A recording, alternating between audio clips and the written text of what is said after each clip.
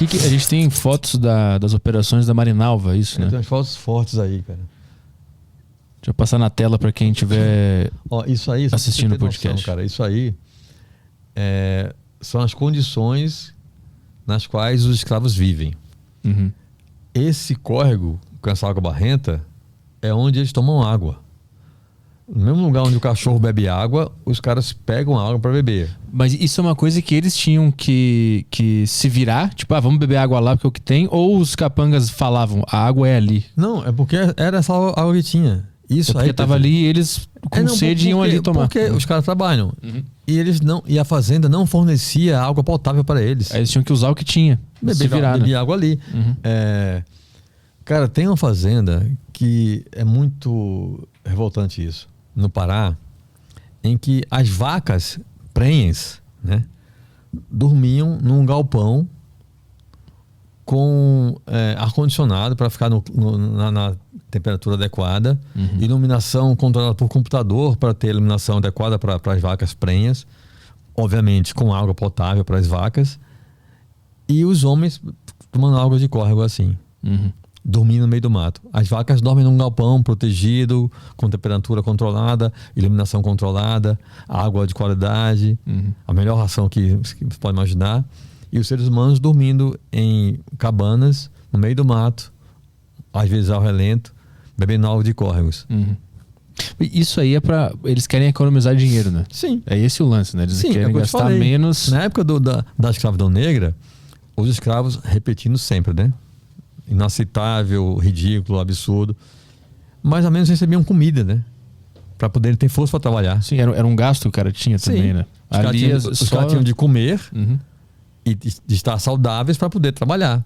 Aqui nem isso eles se preocupam, porque se o cara ficar doente e morrer, eles enterram. E pega outro, né? Pega outro. Vai lá e pega outro. Entendeu? Na mesma situação, engana tudo. Eu esses dias, há alguns meses, saiu no Fantástico uma matéria dessas, assim, foram numa fazenda e pegaram uns caras dormindo no chão com a panela do lado. Você chegou a ver essa matéria? Não vi. Era uma empresa grande.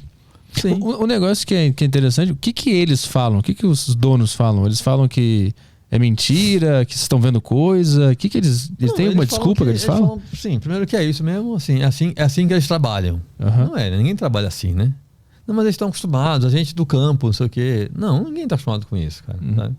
Porque tem uma visão muito louca, cara, que eu vi isso inclusive da boca de pessoas corretas, pessoas que trabalham, sabe assim, empresários, sabe? Que falam, não, mas para um cara desse, dormir no meio do mato é normal. Não é, amigo. Ninguém quer dormir no meio do mato. Você pergunta para ele, você prefere dormir numa cabana, no mato, ou dormir numa casa, com colchão, com água? O que é que você vai preferir? Não, ninguém está acostumado com isso. Então eles meio que usam a justificativa de que já que ele é miserável, ele pode sofrer qualquer coisa. Exatamente. Entendeu? Vamos passando a mais fotos. Essa história é outra coisa terrível. Essa é a Marinalva, né? Essa mulher à esquerda da foto é a Marinalva. Na frente dela estão um senhor e a filha desse senhor. Você viu um filme chamado 12 Anos de Escravidão? Não. Ganhou o Oscar e tudo. Esse filme conta a história real de um escravo americano. Eu não sei se é final do século XVIII ou início do século XIX. Um cara negro, Estados Unidos, numa época em que a escravidão negra era comum, né? Era legal nos Estados Unidos, né? O comum, digamos assim, era o negro ser escravo naquele país, naquele momento da história. O negro livre era a raridade. Sim. Esse cara do filme, a história real,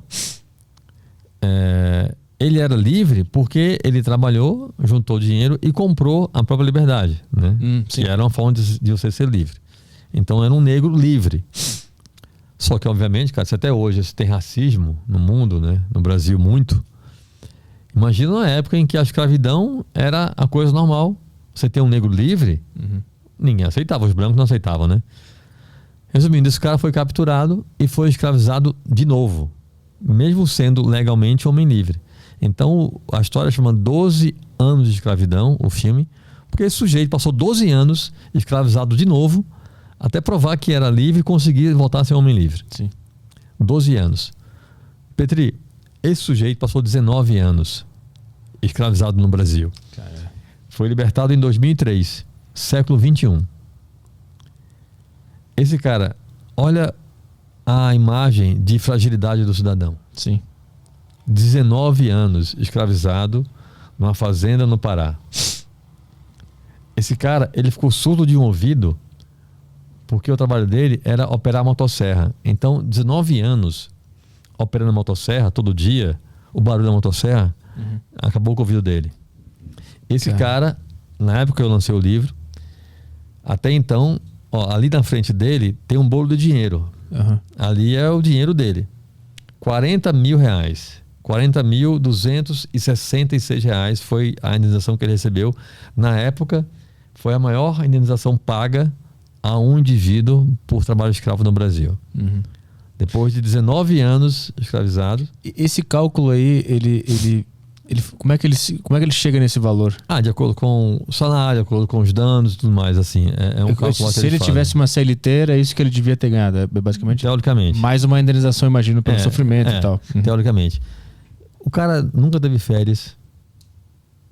Não tinha nenhum direito trabalhista. Assim, sendo humilhado, ameaçado de morte, se fugir, matavam. E ficou 19 anos nesse estado. Você vê, que eu falei, olha a imagem do sujeito, cara, a fragilidade do cara, sabe assim? Parece que ele nem tá entendendo nada que tá acontecendo ali. Ele tá, parece que ele ficou meio anestesiado. Né? E aí tá a Marinalva com ele, e essa moça é a filha dele. E essa foto tá no livro? Tá no livro. Essas fotos são no livro. E tu tava nesse lugar e nesse momento? Ou... Não. Esse trabalho a Marinalva fez eu acho que foi entre 94 e 2003, 2004. Né?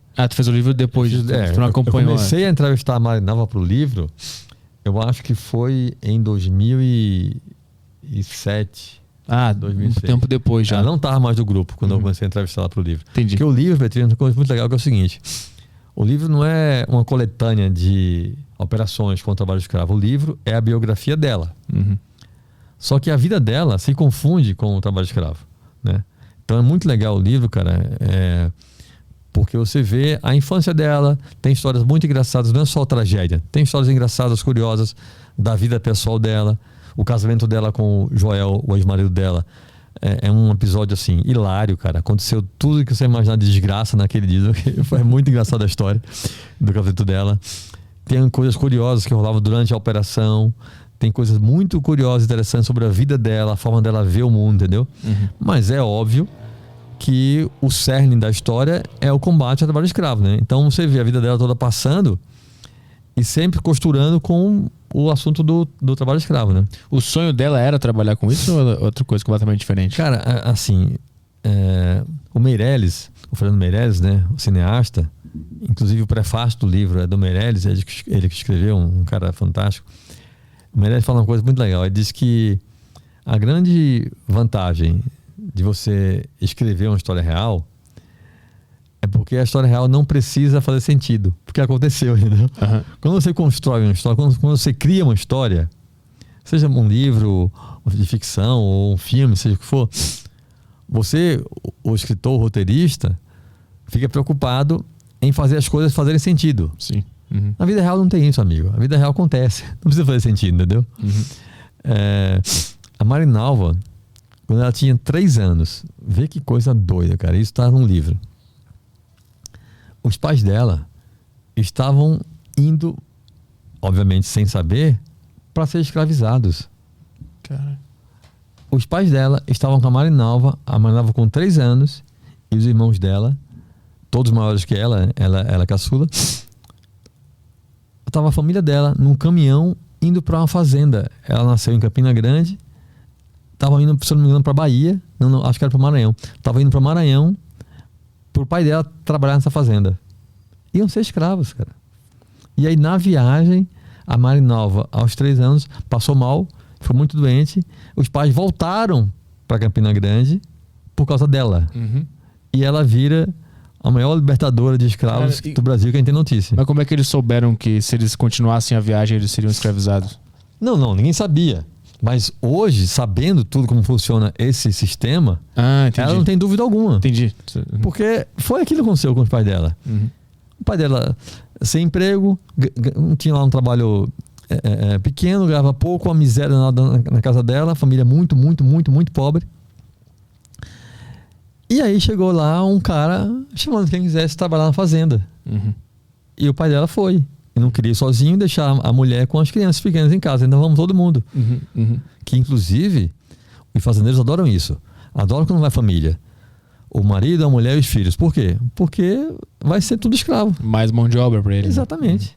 Tem histórias disso? Que o cara escravizou a família inteira? Tem. Inclusive crianças? Sim, tem fotos aqui, depois mostra. Mas então, a Marinalva, cara, imagina isso, cara. Aos 3 anos, ela e a família iam virar escravos. Graças a uma doença que ela teve, que ela ficou muito mal. A família voltou. O pai dela contrariadíssimo, porque estava abrindo mão de um emprego que achava que ia ser bom para a vida dele. Ia ser uma porcaria. Voltaram para Campina Grande. Família muito pobre, cara. Muito, assim, miserável mesmo, assim. E a mulher vira essa figura fantástica que ela é.